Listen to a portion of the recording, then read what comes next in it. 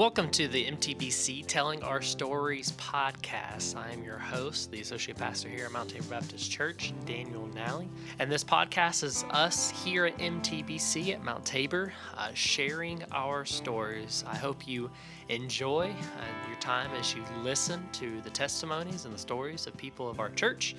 And I hope you share these stories with friends, people that are hurting, people that need encouragement. So let's give a listen to our story for the day.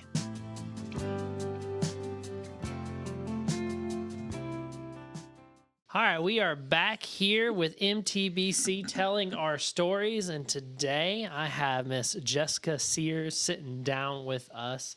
She is the wife of Michael Sears. You'll probably have seen or heard his testimony by now, but she's sitting down with us today. Jessica, I appreciate you taking time out of your busy day when you're chasing the girls and everything to sit down and talk. Before we really dive into your story of how you met Jesus, I'd like the people to kind of get to know who you are, things you enjoy, hobbies, family, whatever you want to share. Okay. Well, I'm married to Michael. We've been married 13 years. I guess it'll be 14 this year. Yeah. Which is crazy. We have been together quite a while. We started dating in 2005 of our senior year, high school. We dated 7 years before he popped the question. I didn't think it was ever going to happen, but it did. Shots fired. But no, we have 3 children. I know Michael kind of shared that. We have Everett. We just celebrated his 8th birthday this past October.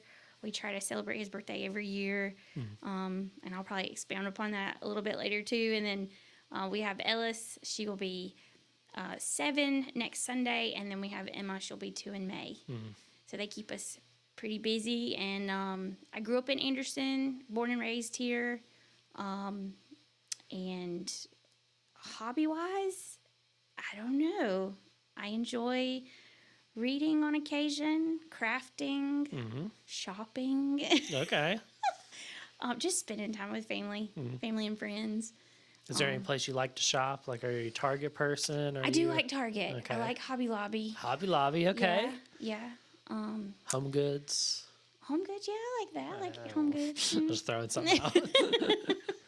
There's a store in Seneca called the Orange Horse. Oh, yeah. It's like this warehouse. I don't know if it's like surplus, liquidation stuff. It was actually there yesterday, and you can usually find some pretty good deals in there. Nice. So, yeah. There you go. But other than that, I just stay-at-home mom. That's a new thing. I used to teach preschool, but after I had Emma, decided to stay at the house with her. And I'm also me and Ellis have started doing a hybrid homeschool. So she's at home 2 days out of the week where we homeschool, and then she goes 3 days to a local church for her classes and things like that. So that's awesome. So yeah, new territory, but it's been good. Yeah. That been working well. Enjoying it. I'm enjoying it. Yeah. Okay. It's been a little bit of a learning curve for me and her both. I think just kind of getting past the role of mom daughter to teacher student. Sometimes there's that. Yeah, switching that. Sometimes there's some little clashing and whatnot, but it's been good. Yeah, good. Yeah. I think all those things just take some time, probably. Oh, yeah, it does. Yeah, but she's doing really well. We're proud of her, so. Good. So, yeah. That's awesome. What's her favorite subject? Oh, I don't know. I'd have to ask her. Yeah. She seems to enjoy everything. She's got a little knack for reading. She's picking that up pretty good, but I feel like she's pretty good at math, too. Okay. That was never one of my strong suits, math. Don't give me the numbers. Maybe I always joke that's why I taught preschool. I just need to teach them 1, 2, 3. Yeah. Nothing more. Yeah.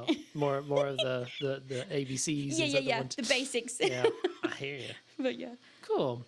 Well, let's go ahead and dive in. Would you mind sharing your testimony or story of how you came to know Jesus? Yeah. All right. So, like I said, I was born in Anderson. And then for a time we lived in Greenville. Me and my mom and my dad. It was just us. Parents worked. Of course, and I think my grandmother would watch me while they worked, and whatnot. But we weren't really in church when I was much younger, say from, I guess, newborn to up till 5. But I do remember we got back in church. Well, my mom always went to church. My dad didn't grow up in church, but we started going to Oakdale Baptist Church in Townville. So we started going there when I was 5, and we pretty much were there all the way through my youth group, like, all the way through high school. And again, like I said, just brought up there, learning about Jesus. Of course, not that my parents didn't tell me about Jesus at home or anything like that, but they did. I mean, they did. They, was instilling that in me, but we didn't really get into the church good until I was about 5.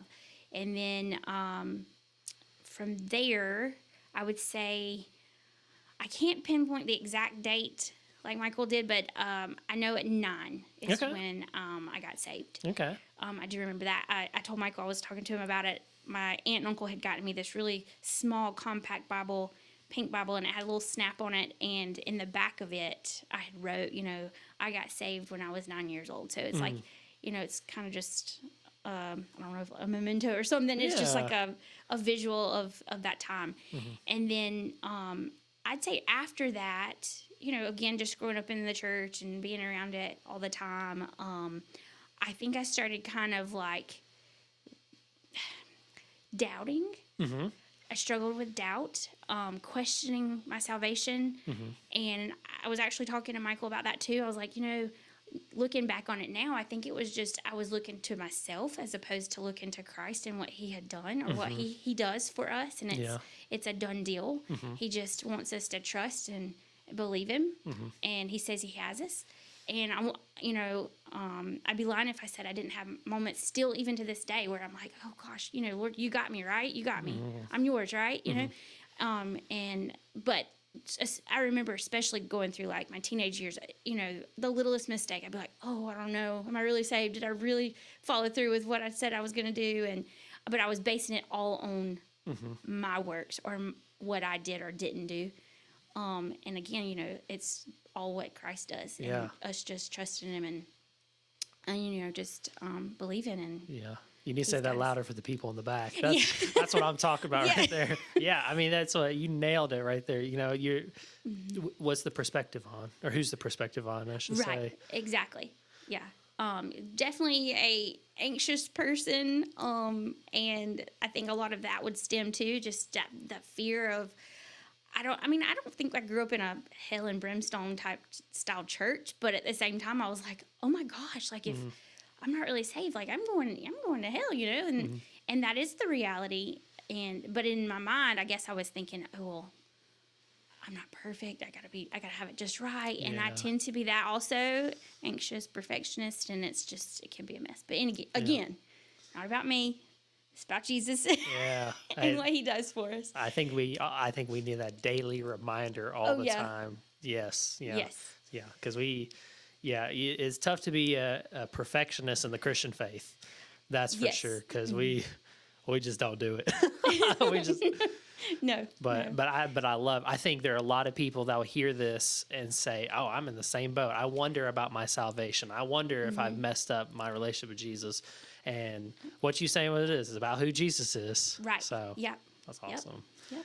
Yeah, that's a good perspective to have for. I think another thing too is again banking on what he tells us in his word and his truth, and not leaning in on our own understanding, our feelings. A lot of times I let my feelings, my emotions get in the way too. Like I said, you get anxious, I get fearful about certain things and whatnot. And I would say one of my life verses, I learned this when I was young, and I've clung to it throughout the years, would be Proverbs 3, 5, and 6. And I'll just go ahead and share that. It's trust in the Lord with all your heart, and do not lean on your own understanding. In all your ways acknowledge him, and he will make straight your paths. So that's been a verse that's always, I guess, stuck out to me, and Lord's used to remind me it's not about me, it's about him. And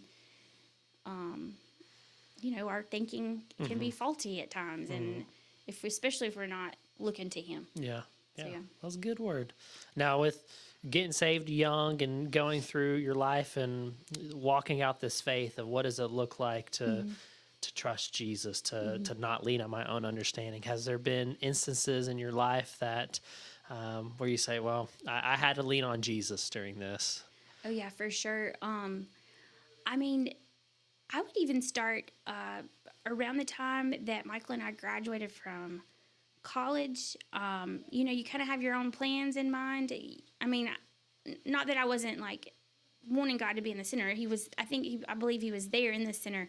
It's just I think you kind of get, especially I don't know if it's a woman thing, but you kind of have all these plans of like, this is how I want things to go. I'm gonna get this degree and I'm gonna get this job and get married this time and have my children at this time. I don't know if that's just a woman thing. It might be a guy thing too. I have no idea. I mean, I think the family aspect Maybe the family but aspect. I think guys do. We do have game plans, just in a different way. But I think you kind of get it all mapped out in your mind, but then it ends up happening in a different way than you weren't expecting, and you kind of step back, and I've had to do that, step back and say, okay, it might not be the way that I wanted things to lay out, but He has worked, and He brought it about the way He would have to do it, have it done. So after I graduated from college, I got a degree in early childhood. So my plan was to teach in public education, and everywhere I applied locally, I wanted to be kind of here, back around here in hometown, and nobody was hiring. Nobody was taking anybody, and so that was really discouraging. I would be met with, "We need somebody with experience," know. And it's like, well, I can't gain experience if you don't allow me the opportunity. The age-old question: how can I get experience if you don't give me experience? Yeah, right. So, again, just discouraging with that. And I'm like, well, I thought this is what I was supposed to be doing. This is the plan. And again, like Michael said, we got married got engaged in 2011. We were married in October of 2012, and this was kind of the beginning of that year. The Lord did provide a job for me for about a year and a half in a school as a long-term sub. Okay. So the teacher had gone out on medical leave, just different circumstances, and I was allowed the opportunity to fill in that room. It was a 4K room. It was interesting. The school itself, the dynamic of the students, the families, it was nothing that I had ever experienced before, even in college. Just some rough situations, but I enjoyed my time there. And so I was actually told that I would have a position after the long-term sub kind of gig ran out. And then it kind of got ripped out from under me. So again, I was like, oh no. And I knew, we had already set our wedding date. So I was like, I got to get a job, and he was about to graduate from x-ray school, and only a couple of them would be hired on. Okay. So there was that too. Like Michael that unknown, Right. Michael might not have a job either, but the Lord provided. I started looking into more like private education settings, preschools, and I was given a job at a local preschool in town. And then, of course, Michael was hired on. So he made a way. Yeah. He made a way. Even though it wasn't necessarily my plan or how I would have done things, he made a way. Yeah. And looking back now, I know that was how God was orchestrating everything. So fast forward to 2016, when we had our son. That was our first pregnancy. Took us a couple years to be able to conceive. And so that was kind of a struggle in itself. And so we found out we were having Everett, and we were just kind of, so excited. And at that time I was working at Covenant Christian Academy. And so it was a blessing that I didn't know would be a blessing until when we found out that Everett was going to be born with half of a heart. That I would need, I guess, I'm getting tongue tied. I'm sorry. Yeah. So I was going to have to go out with him and be his full-time, not just mom, but his nurse and everything. Because Michael was our main provider. He kept working and to make sure we had income and things like that. So, but the directors at the time, I was just like, well, I'm going to end up, losing my job. I'm going to have to I can't, I don't know what I'm going to do. And they approached me one day and they were like, you know what? We're going to save your position.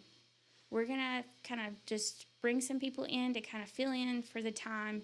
And, you know, when the time is right, they're like, you know, we'll bring you back on staff and whatnot. And so I was like, wow, that's really, you know, I wouldn't have gotten that opportunity if I was in a public setting, public school setting. Yeah.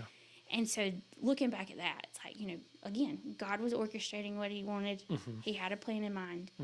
Of course, like Michael shared, we had Everett almost 3 months.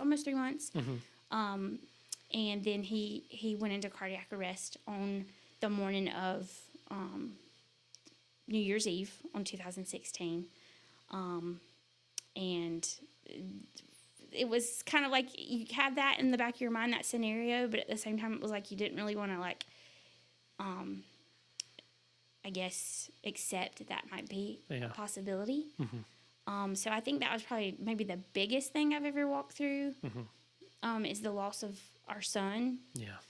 I guess you'd say trial-wise. I mean, growing up, you know, families aren't perfect. We all have our faults and things like that, but I've never walked through something like that. I mean, I had lost a grandparent or a close relative or things like that, but never anything that significant. And I think when we're faced with those situations, you know, you do question, like Michael had shared, we do question our faith and our just God himself. We question, we say, well, you know, what's the purpose in all this? Or, you know, why do we have to walk something like this so hard? And again, not leaning on our own understanding, just trusting that he's going to make a way and that he's faithful to us. And he definitely was faithful to us. Even prior to us going to MUSC, God started putting people in our path who were walking this road with children with heart defects.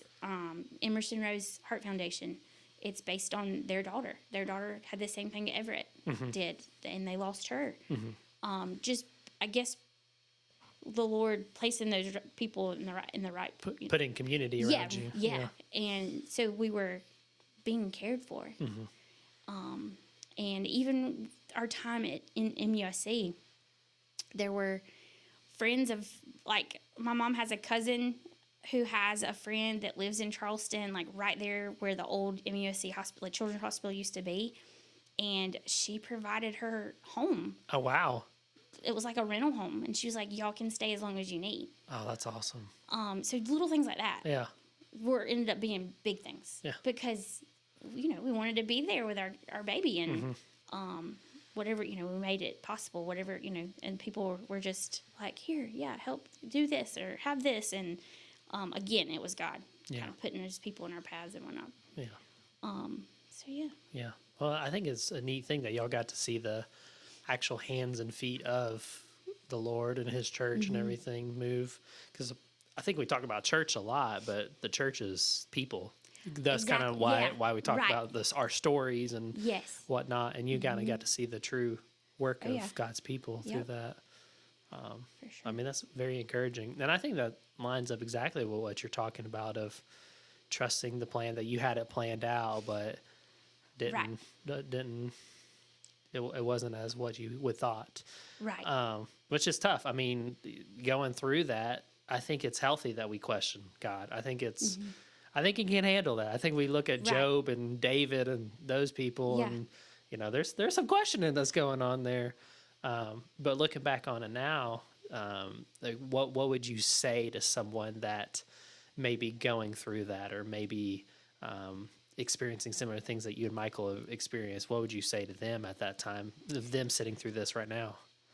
You know, going back to, say, like the Emerson Rose Heart Foundation, there's been countless opportunities for us to get involved. I know Michael mentioned that he does the golf tournament every year, and they just had like a little heart gala. They just ways to kind of raise funds to be able to provide for these families. But sometimes, and even now, I struggle with sharing about our story, because, especially to other heart families, because I don't want to ever discourage them.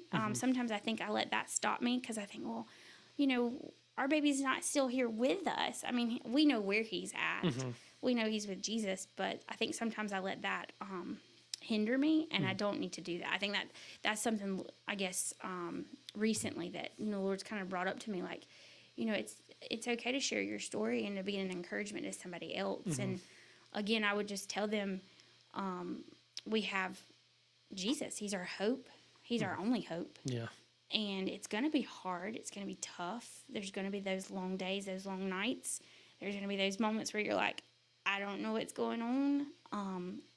And you just cry out to the Lord, and he gives you the strength that you need to carry through. He sustains you, especially after, we lost Everett. It was really, really hard.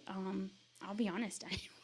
I didn't want to go on anymore. I didn't want to really live. I was like, well, baby, the Lord had given us this baby boy, and I was like, if I can't have my baby boy, I don't know, and I hate to say that, but that was kind of like my reality in that moment. And I know you had kind of touched base on Michael and I, our relationship, and the Lord has been gracious to us. There was a time, like right after, like a few months, after we lost Everett, where it was just like we were kind of shutting down and kind of keeping everything inward, and not really. I don't want to say we weren't there for one another. I think we struggled with how to comfort each other. Yeah. And now I will say, in that time, it was almost like the Lord would kind of like, if Michael was in a valley and he was really struggling, I was a little bit, I was kind of, I guess, the stronger one in the sense. And then it was like we would kind of rotate. So we were never really like, I guess, down in the dumps together in a sense. But, it was, touch and go, because we really had to say, you know what? We don't know why this is taking place, but, God's got us, and he knows the reason. We've got to choose to trust him and seek him. And I think you just hit on something big. Y'all had to choose to trust him. Exactly. The phrase here in Clemson territory is all in, yes. right? All in for you. I mean, I know you, Michael, y'all are a big Clemson fan, but there comes points in our faith that we have to say, I'm all in. No, exactly. I mean, this is awful. I hate this God, but I choose to trust you. I choose to say that I'm still all in on this. And I think that's something key that both you and his story is that through all of it, y'all still choose to say, we all in with this, with our faith in Jesus. Oh, yeah. So, yeah. And that's encouragement for, I know, like you were saying, you struggle with sharing your story with others and everything, but I think people could still see. With the actions speak louder than words, in a sense. Right. So I don't want you to be discouraged in that. I want to give you some encouragement to say that people see y'all's faith and people see y'all's commitment to the Lord, and so still share your story. I think it's powerful, and I think it's share it, but I don't want you to beat yourself down on that. And I think a lot of it was more so because even my doctor, my OB or whatever, there's been several times that she's had patients come through, and they're being faced with what me and Michael were faced with, and she'd be like, "Is it okay if I share your name and number?" And I'm like, "Absolutely." And I don't know that there's really been many that have reached out, but just I guess having the willingness to share, and I guess the big thing is to not be afraid. To think that I'm going to be a discouragement to these families that are walking this path, because I don't know what the Lord has planned for their baby. I actually have a cousin, first cousin. It's one of my mom's brothers, one of her sons. His firstborn was actually born with a heart defect as well. And it was crazy because it was like within Everett came in 2016, and their son Rollins was born in 2017. And it was like, hey, what's going on? Is this some kind of like family genetic thing? And it wasn't. There's no connection. And so I have been able to, it's not me, it's what the Lord has done through Michael and I's story with Everett, but we're able to kind of minister to them and kind of be there for them. And Again, Rollins is doing well now. He's 7 and rambunctious, and Yeah. he's a cool kid, you know, Yeah. and he's rocking that scar. All the heart babies have that scar on their chest, their zipper, and so yeah, just I guess that was a way that, just thinking about it, that was a way that I was kind of an encouragement to someone else. Yeah. That's true. So yeah. Yeah. Yeah. I think the Lord always uses our stories to help others through those things.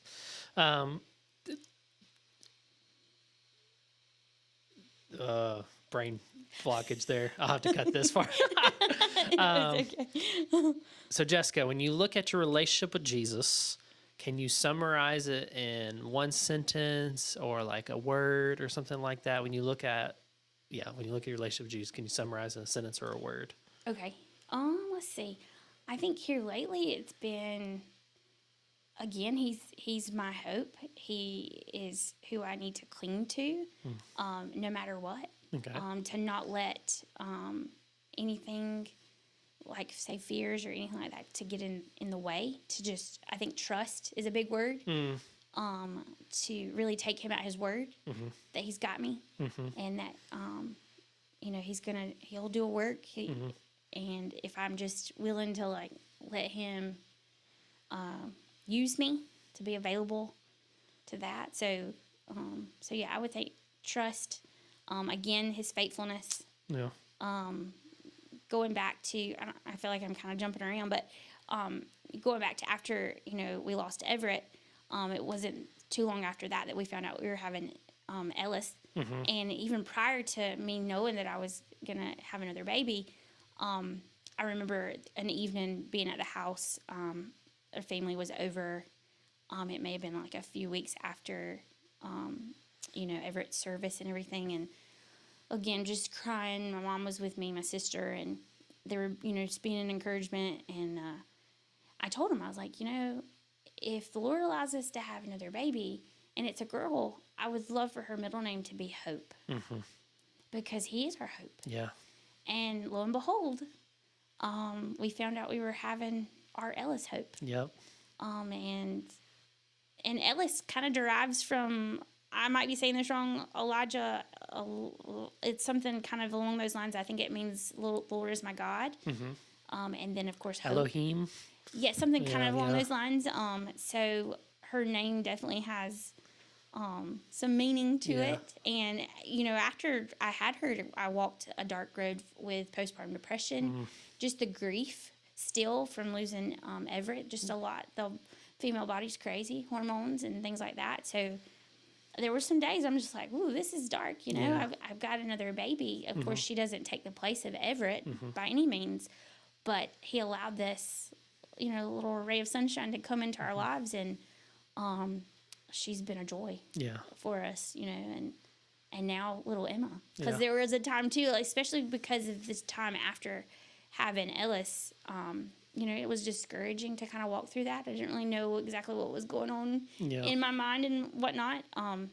And to say to that, if there's a mother out there listening that's walking through something such as postpartum depression, it's a real thing, and you're not crazy. And it's okay to seek help. That's right. It's okay to confide in your husband, because there was times where I was like, he's going to think I'm a nut, but I need to get the help that I need so I can take care of my baby. And so again, I did for a time let that fear of what I walked through to keep me from like, okay, I don't know if I want to have another one. I think we're done, But then it was like Michael and I, like, we don't want Ellis to be alone per se. We want her to have a sibling and whatnot. So the Lord blessed us with Emma in 2023 and Emma. Grace, yeah. That's right, Emma Grace. Yeah. Again, he's just gracious to us. I mean, he really is. We deserve nothing that he does for us, but he's just so good to us. But he still gives us hope and grace. Oh yeah, definitely, for sure. Yeah. Well, it's a beautiful story of Lord's faithfulness, y'all's trust in the Lord. It's not all peaches and rainbows. No. we need to be able to speak up and ask for help when we need it. We cry out to the Lord and cry out to others. Definitely. So yeah, again, he's our sustainer, but I do believe that God places certain people, doctors, whatever it may be, therapists, and things in our paths to help us in times of need if that's what we need. But again, he's the one that's sustaining us, and he carries us through even when we don't think we can even, crawl or get by. He's holding us. Yep. Yep. He sustains us, taking care of us. Yep. Yeah. For sure. Well, Jessica, I appreciate you sitting down and sharing your story and all that y'all have been through. I can guarantee that someone will hear this and be encouraged. I guarantee that people will hear the hope and grace of Jesus through y'all's story. But thank you again. Yeah. And we look forward to see what the Lord's going to do. Absolutely.